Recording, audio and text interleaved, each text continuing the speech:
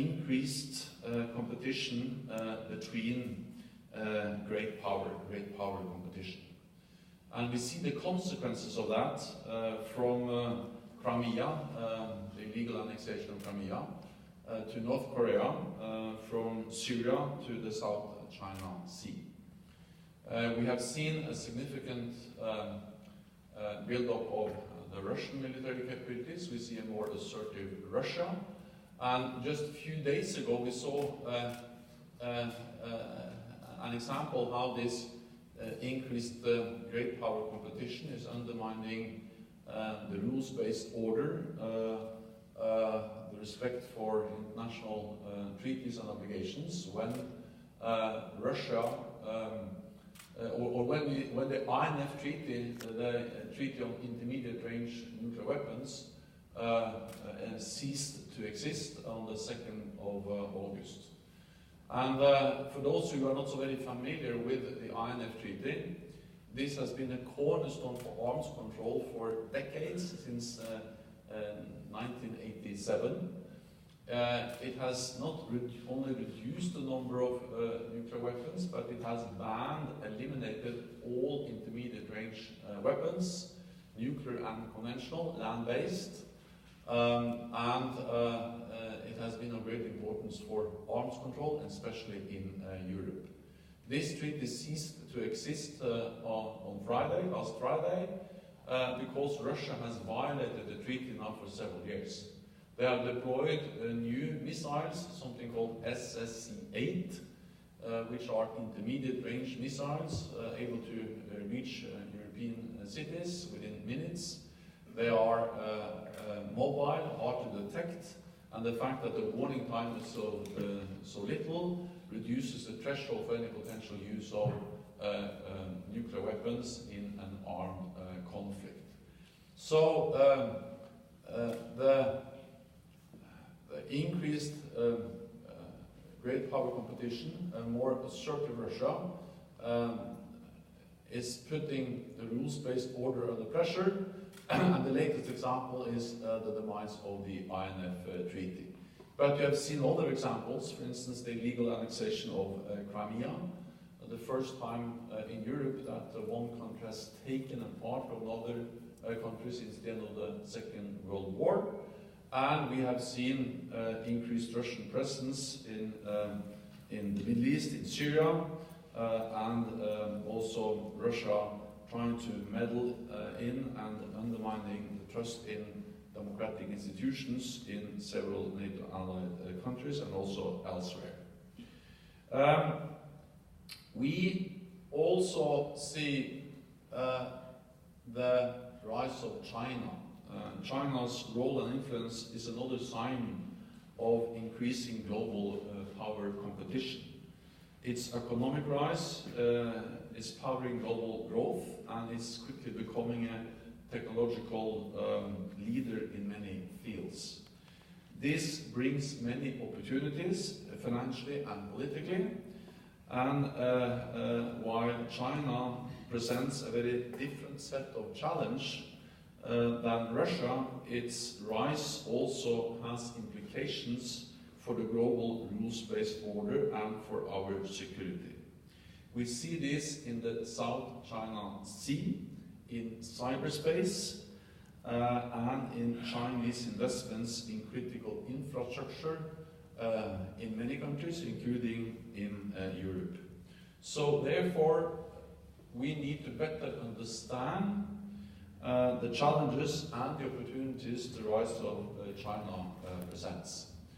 So these are two different global powers, China and Russia.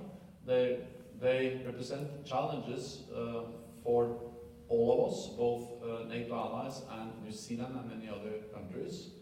And we see that the rules-based order, which New Zealand has championed and supported so strongly for so many years, is now under pressure because of increased competition and violation of many of the rules we have developed together over decades. So that's one of the challenges we have in common, despite the fact that New Zealand is not part of or member of NATO. Another is terrorism. Terrorism knows no borders. Terrorism is something which is a threat to every country. We don't see any imminent risk of any conventional military attack on any NATO allied country, but we see a constant threat of potential terrorist attacks. We have seen it in many European countries, we have seen it in the United States, 9/11, but we've also seen it in New Zealand. So no country can 100% guarantee or be 100% secure against terrorist attacks and terrorist threats. NATO plays a role in the fight against terrorism. We have to remember that the reason why NATO is in Afghanistan, we have been there for many, many years, is to make sure that Afghanistan doesn't once again become a safe haven for international terrorists, where they can organize, plan, finance, prepare terrorist attacks on our countries, as they did against the United States, organized and planned from Afghanistan in 2001, 9/11. New Zealand has been together with us in Afghanistan as one of our closest partners. New Zealand is still contributing troops and forces to our training mission in Afghanistan, and we are extremely grateful for that. New Zealand is also part of the global coalition to defeat Daesh, ISIS, in Iraq and Syria and elsewhere. And the fight against Daesh is not over, but we have made significant progress, and I'm grateful and I thank New Zealand for being part of the efforts that made this progress possible. Then, I think that you know better than anyone else that terrorism comes in many forms and wears many different guises. You saw that in Christchurch in March. I saw that as Prime Minister in Norway on the 22nd of July 2011, where right-wing extremists attacked innocent people in Christchurch, in Oslo, at the summer camp just outside Oslo. And that reminds us, though, that terrorism is not about religion, it's about hatred, it's about extremism, it's about people that believe that they have the right to use violence against others, and therefore we need to condemn and fight terrorism, extremism, regardless of what kind of guise, what kind of form it comes in. It is something that threatens our fundamental values, regardless of what kind of ideology or religion the terrorists try to misuse. The last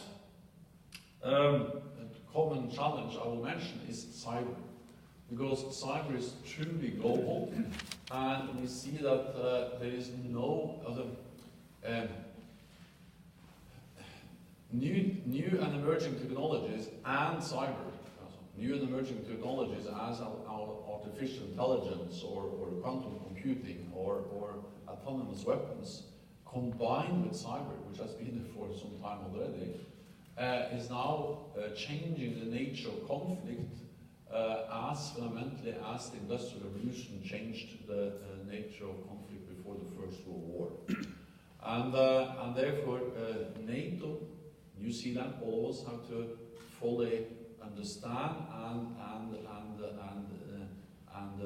react based on the fundamental changes we now see when it comes to technology and how technology applies when it comes to conflict between nations, and also the potential use of cyber by terrorist and non-government organizations.